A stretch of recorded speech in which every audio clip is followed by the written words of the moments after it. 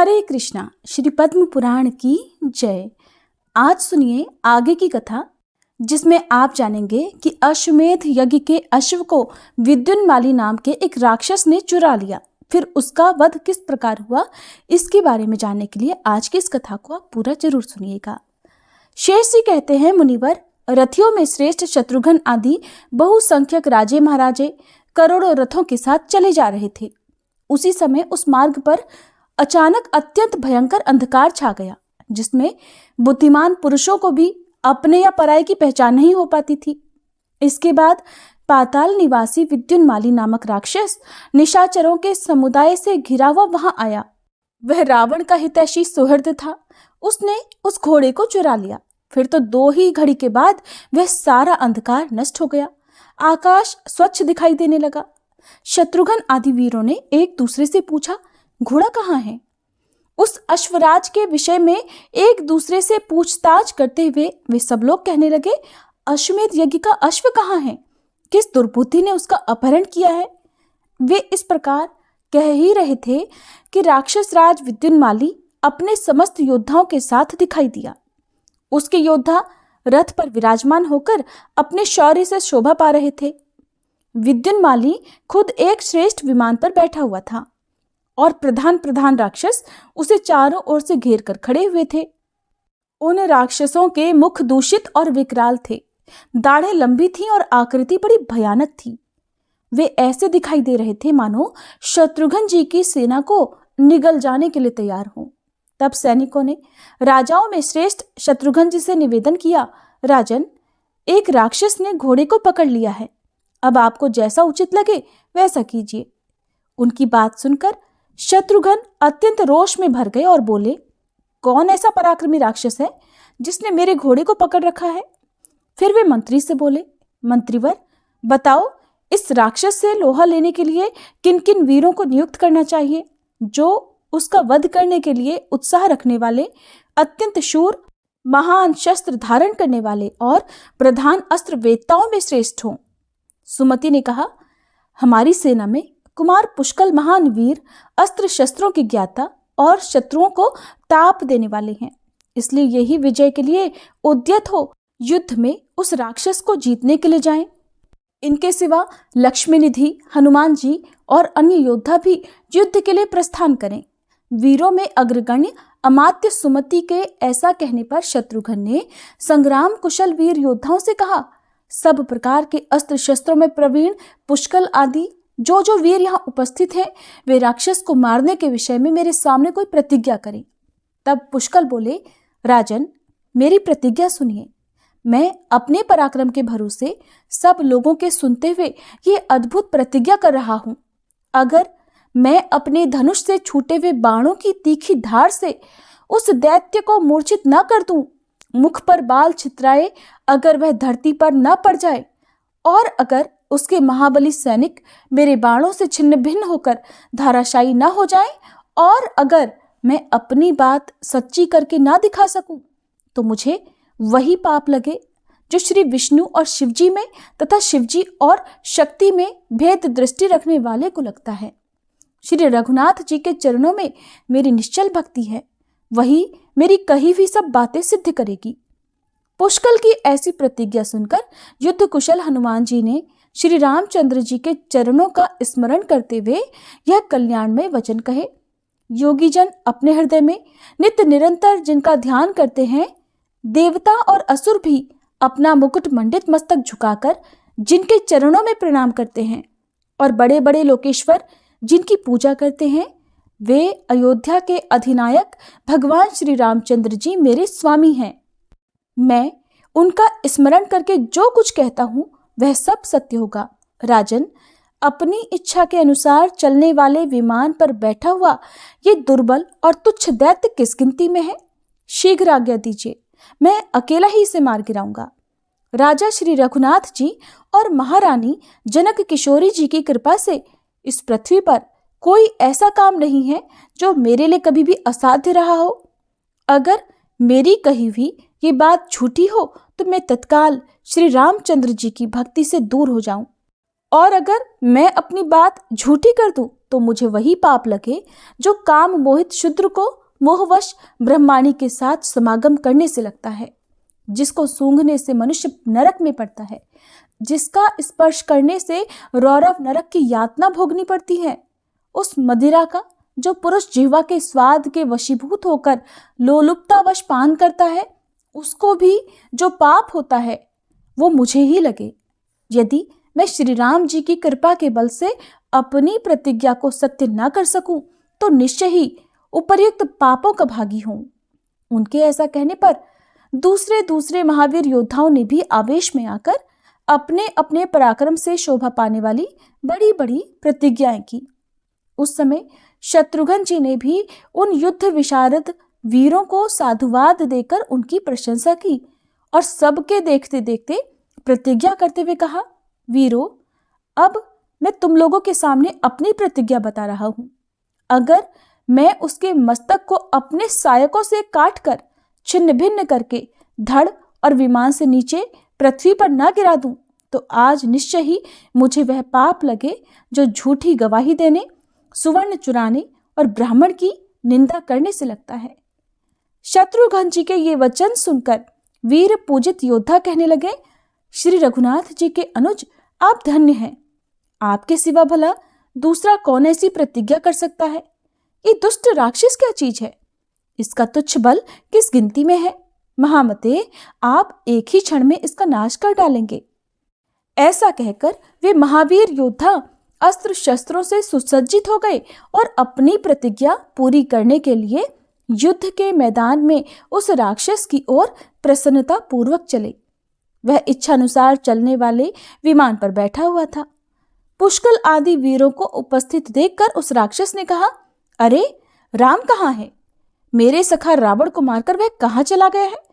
आज उसको और उसके भाई को भी मारकर उन दोनों के कंठ से निकलती हुई रक्त की धारा का मैं पान करूंगा और इस प्रकार रावण वध का बदला मैं चुकाऊंगा।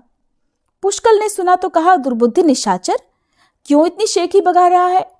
अरे अच्छे अच्छे योद्धा संग्राम में डींगे नहीं हाका करते, अपने अस्त्र शस्त्रों की वर्षा करके पराक्रम दिखाते हैं। जिन्होंने सुहृद सेना और सवारियों सहित रावण का संहार किया है, उन भगवान श्री राम के अश्व को लेकर भला तू कहां जा सकता है? शेष जी कहते हैं, युद्ध में उन्मत्त होकर लड़ने वाले वीर पुष्कल को ऐसी बातें करते देख राक्षस राज विद्युन्माली ने उनकी छाती को लक्ष्य करके बड़े वेग से शक्ति का प्रहार कर दिया। शक्ति को आते देख पुष्कल ने तेज धार वाले तीखे बाणों से उसके टुकड़े टुकड़े कर डाले और अपने धनुष पर बहुत से बाणों का संधान किया जो बहुत ही तीक्ष्ण और मन के समान वेगशाली थे। वे बाण उस राक्षस की छाती में लगकर तुरंत ही रक्त की धारा बहाने लगे। पुष्कल के बाण प्रहार से राक्षस पर मोह छा गया, उसे चक्कर आने लगा और वह अचेत होकर अपने कामग विमान से धरती पर आ गिरा। विद्युन्माली का छोटा भाई उग्रदृष्ट वहां मौजूद था। उसने अपने बड़े भाई को जब गिरते देखा तो उसे पकड़ लिया और फिर से विमान के भीतर ही पहुंचा दिया, क्योंकि विमान के बाहर उसे शत्रु की ओर से अनिष्ट होने की आशंका थी। उसने बलवानों में श्रेष्ठ पुष्कल से बड़े रोष के साथ कहा, दुर्मते, मेरे भाई को गिराकर अब तू कहां जाएगा? पुष्कल के नेत्र भी क्रोध से लाल हो उठे थे। उग्रदृष्ट ऐसी बातें कह ही रहा था कि उन्होंने 10 बाणों से उस दुष्ट की छाती में वेग पूर्वक प्रहार कर दिया। उस चोट से व्यथित होकर दैत्य ने एक जलता हुआ त्रिशूल हाथ में लिया, जिससे अग्नि की 3 शिखाएं उठ रही थी। महावीर पुष्कल के हृदय में वह भयंकर त्रिशूल लगा और वे गहरी मूर्छा को प्राप्त होकर रथ पर गिर पड़े। पुष्कल को मूर्छित जानकर पवन नंदन हनुमान जी मन ही मन क्रोध से अस्थिर हो उठे और उस राक्षस से बोले, दुर्बुद्धे, मैं युद्ध के लिए उपस्थित हूं, मेरे रहते तू कहां जा सकता है? तू घोड़े का चोर है और सामने आ गया है, इसलिए मैं लातों से मारकर तेरे प्राण हर लूंगा। ऐसा कहकर हनुमान जी आकाश में स्थित हो गए और विमान पर बैठे हुए शत्रुपक्ष के योद्धा महान दैत्यों को नखों से विदीर्ण करके मौत के घाट उतारने लगे। किन्हीं को उन्होंने पूंछ से मार डाला, किन्हीं को पैरों से कुचल डाला और कितनों को उन्होंने दोनों हाथों से चीर डाला। जहां जहां वह विमान जाता था वहीं वहीं वायुनंदन हनुमान जी इच्छानुसार रूप धारण करके प्रहार करते हुए ही दिखाई देते थे। इस प्रकार जब विमान पर बैठे हुए बड़े बड़े योद्धा व्याकुल हो गए, तब दैत्यराज उग्रदृष्ट ने हनुमान जी पर आक्रमण कर दिया। उस दुर्बुद्धि ने जलती हुई अग्नि के समान कांति धारण करने वाले अत्यंत तीखे त्रिशूल से उनके ऊपर प्रहार किया, परंतु महाबली हनुमान जी ने अपने पास आए हुए उस त्रिशूल को अपने मुंह में ले लिया। यद्यपि वह सारा का सारा लोहे का बना हुआ था, फिर भी उसे दांतों से चबाकर उन्होंने चूर्ण चूर्ण कर डाला और उस दैत्य को कई तमाचे जड़ दिए।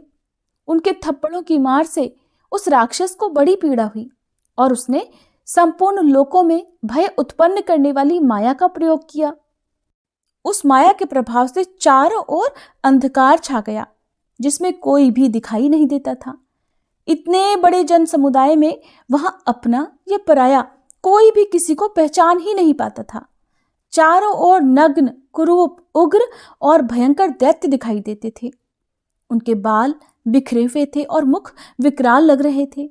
उस समय सब लोग व्याकुल हो गए। सबको एक दूसरे से भय होने लगा। सभी ये समझकर कि कोई महान उत्पात आया हुआ है, वहां से भागने लगे। तब महायशस्वी शत्रुघ्न जी रथ पर बैठकर वहां आए और भगवान श्री राम का स्मरण करके उन्होंने धनुष पर बाणों का संधान किया। वे बड़े पराक्रमी थे। उन्होंने मोहनास्त्र के द्वारा राक्षसी माया का नाश कर दिया और आकाश में उस असुर को लक्ष्य करके बाणों की बौछार आरंभ कर दी। उस समय सारी दिशाएं प्रकाशमयी हो गई। सूर्य के चारों ओर पड़ा हुआ घेरा हट गया। सुवर्णमय पंख से शोभा पाने वाले लाखों बाण उस राक्षस के विमान पर पड़ने लगे और कुछ ही देर में वह विमान टूटकर धरती पर आ गिरा। वह इतना ऊंचा दिखाई देता था मानो अमरावतीपुरी का एक भाग ही टूटकर भूतल के एक स्थान में पड़ा हुआ हो। तब उस दैत्य को बड़ा क्रोध हुआ और उसने अपने धनुष पर अनेकों बाणों का संधान किया और श्री राम के भाई शत्रुघ्न जी को उन बाणों का निशाना बनाकर बड़ी विकट गर्जना की। शत्रुघ्न जी बड़े शक्तिशाली थे। उन्होंने अपने धनुष पर वायव्यास्त्र का प्रयोग किया जो राक्षसों को कंपा देने वाला था। उस अस्त्र की मार खाकर व्योमचारी भूत बेताल मस्तक के बाल छितराए आकाश से पृथ्वी पर गिरते दिखाई देने लगे। श्री राम भ्राता शत्रुघ्न जी के उस अस्त्र को देखकर राक्षस कुमार ने अपने धनुष पर पाशुपातास्त्र का प्रयोग किया। समस्त वीरों का विनाश करने वाले उस अस्त्र को चारों ओर फैलते देखकर उसका निवारण करने के लिए शत्रुघ्न जी ने नारायण नामक अस्त्र छोड़ा। नारायणास्त्र ने एक ही क्षण में शत्रु पक्ष के सभी अस्त्रों को शांत कर दिया। निशाचरों के छोड़े हुए सभी बाण विलीन हो गए। तब विद्युन्माली ने क्रोध में भरकर शत्रुघ्न को मारने के लिए एक तीक्ष्ण और भयंकर त्रिशूल हाथ में ले लिया। उसे शूल हाथ में लिए आते देख शत्रुघ्न जी ने अर्धचंद्राकार बाण से उसकी भुजा काट डाली। फिर कुंडलों सहित उसके मस्तक को भी धड़ से अलग कर दिया। भाई का मस्तक कट गया ये देखकर प्रतापी उग्रदृष्ट ने शूरवीरों द्वारा सेवित शत्रुघ्न जी को मुक्के से मारना आरंभ कर दिया, किंतु शत्रुघ्न जी ने शूरप्र नामक सहायक से उसका भी मस्तक उड़ा दिया। इसके बाद मरने से बचे हुए सभी राक्षस अनाथ हो गए। इसलिए उन्होंने शत्रुघ्न जी के चरणों में पड़कर वह यज्ञ का घोड़ा उन्हें अर्पण कर दिया। फिर तो विजय के उपलक्ष्य में वीणा झंकृत होने लगी। सब ओर शंख बज उठे और शूरवीरों का मनोहर विजयनाद सुनाई देने लगा। शेष जी कहते हैं, राक्षसों द्वारा अपहरण किए हुए घोड़े को पाकर पुष्कल सहित राजा शत्रुघ्न को बड़ा हर्ष हुआ। दुर्जय दैत्य विद्युन्माली के मारे जाने पर समस्त देवता निर्भय हो गए। उन्हें बड़ा सुख मिला। इसके बाद शत्रुघ्न ने उस उत्तम अश्व को छोड़ा। फिर तो वह उत्तर दिशा में भ्रमण करने लगा। सब प्रकार के अस्त्र शस्त्रों में प्रवीण श्रेष्ठ रथी, घुड़सवार और पैदल सिपाही उसकी रक्षा में नियुक्त थे। घूमता घामता वह अश्व नर्मदा नदी के तट पर जा पहुंचा, जहां बहुत से ऋषि महर्षि निवास करते हैं। नर्मदा का जल ऐसा लगता था मानो पानी के ब्याज से नील रत्नों का रस ही दिखाई दे रहा हो। वहां तट पर उन्होंने एक पुरानी पर्णशाला देखी। पर्णशाला अर्थात कुटिया, जो पलाश के पत्तों से बनी हुई थी और नर्मदा की लहरें उसे अपने जल से सींच रही थी। शत्रुघ्न जी संपूर्ण धर्म, अर्थ, कर्म और कर्तव्य के ज्ञान में निपुण थे। उन्होंने सर्वज्ञ और नीति कुशल मंत्री सुमति से पूछा, मंत्रीवर बताओ, वह पवित्र आश्रम किसका है? तब सुमति ने कहा, महाराज, यहाँ एक श्रेष्ठ मुनि रहते हैं जो संपूर्ण शास्त्रों के विद्वान हैं। उनका दर्शन करके हम लोगों के समस्त पाप धुल जाएंगे। इसलिए आप इन्हें प्रणाम करके इन्हीं से पूछिए, ये आपको सब कुछ बता देंगे। इनका नाम आरण्यक है। ये श्री रघुनाथ जी के चरणों के सेवक हैं और उनके चरण कमलों के मकरंद का आस्वादन करने के लिए सदा लालायित रहते हैं। इन्होंने बड़ी उग्र तपस्या की है और ये समस्त शास्त्रों के मर्मज्ञ भी हैं। सुमति के ऐसे वचन सुनकर शत्रुघ्न जी थोड़े से सेवकों को साथ लेकर मुनि का दर्शन करने के लिए चले गए। पास जाकर सभी वीरों ने विनीत भाव से मस्तक झुकाकर तापसों में श्रेष्ठ आरण्यक मुनि को नमस्कार किया। फिर मुनि ने उन सब लोगों से पूछा, आप लोग कहाँ एकत्रित हुए हैं और कैसे यहाँ पधारे? ये सब बातें स्पष्ट रूप से बताइए। सुमति ने कहा, मुने, ये सब लोग रघुकुल नरेश के अश्व की रक्षा कर रहे हैं। इस समय सब सामग्रियों से युक्त अश्वमेध यज्ञ का अनुष्ठान करने वाले हैं। आरण्यक मुनि बोले, सब सामग्रियों को इकट्ठा करके तरह तरह के सुंदर यज्ञों का अनुष्ठान करने से क्या लाभ? वे तो अत्यंत अल्प पुण्य प्रदान करने वाले हैं और उनसे क्षण भंगुर फलों की ही प्राप्ति होती है। स्थिर ऐश्वर्य पद को देने वाले तो एकमात्र रमानाथ भगवान श्री रघुवीर ही हैं। जो लोग उन भगवान को छोड़कर दूसरे की पूजा करते हैं वे मूर्ख हैं। जो मनुष्यों के स्मरण करने मात्र से पहाड़ जैसे पापों का भी नाश कर डालते हैं, उन भगवान को छोड़कर मूढ़ मनुष्य योग, याग और व्रत आदि के द्वारा क्लेश उठाते हैं। सकाम पुरुष या निष्काम योगी भी जिनका अपने हृदय में चिंतन करते हैं और जो मनुष्यों को मोक्ष प्रदान करते हैं, वे भगवान श्री राम स्मरण करने मात्र से सभी पापों को दूर कर देते हैं। पूर्व समय की बात है, मैं तत्व ज्ञान की इच्छा से ज्ञानी गुरु का अनुसंधान करता हुआ बहुत से तीर्थों में भ्रमण करता रहा, किंतु किसी ने भी मुझे तत्व का उपदेश नहीं दिया। उसी समय एक दिन भाग्यवश मुझे लोमश मुनि मिल गए। वे स्वर्गलोक से तीर्थ यात्रा के लिए आए हुए थे। उन महर्षि को प्रणाम करके मैंने पूछा, स्वामिन, मैं इस अद्भुत और दुर्लभ मनुष्य शरीर को पाकर भयंकर भवसागर के पार जाना चाहता हूँ। ऐसी दशा में मुझे क्या करना चाहिए? मेरी यह बात सुनकर वे मुनिश्रेष्ठ बोले, विप्रवर, एकाग्रचित्त होकर पूर्ण श्रद्धा के साथ सुनो। संसार समुद्र से तरने के लिए दान, तीर्थ, व्रत, नियम, यम, योग तथा यज्ञ आदि अनेकों साधन हैं। ये सभी स्वर्ग प्रदान करने वाले हैं, किंतु महाभाग, मैं आपसे एक परम गोपनीय तत्व का वर्णन करता हूँ जो सब पापों का नाश करने वाला और संसार सागर से पार उतारने वाला है। नास्तिक और श्रद्धाहीन पुरुष को इसका उपदेश कभी नहीं देना चाहिए। निंदक, शठ तथा भक्ति से द्वेष रखने वाले पुरुष के लिए भी इस तत्व का उपदेश करना मना है। जो काम और क्रोध से रहित हो, जिसका चित्त शांत हो और जो भगवान श्री राम का भक्त हो, उसी के सामने इस गूढ़ तत्व का वर्णन करना चाहिए। ये समस्त दुखों का नाश करने वाला सर्वोत्तम साधन है। श्री राम से बड़ा कोई देवता नहीं, श्री राम से बढ़कर कोई व्रत नहीं, श्री राम से बढ़कर कोई योग नहीं और श्री राम से बढ़कर कोई यज्ञ नहीं है। श्री राम का स्मरण, जप और पूजन करके मनुष्य परम पद को प्राप्त होता है। उसे इस लोक और परलोक की उत्तम समृद्धि मिलती है। श्री रघुनाथ जी संपूर्ण कामनाओं और फलों के दाता हैं। मन के द्वारा स्मरण और ध्यान करने पर वे अपनी उत्तम भक्ति प्रदान करते हैं, जो संसार समुद्र से तारने वाली है। चांडाल भी श्री राम का स्मरण करके परम गति को प्राप्त कर लेता है।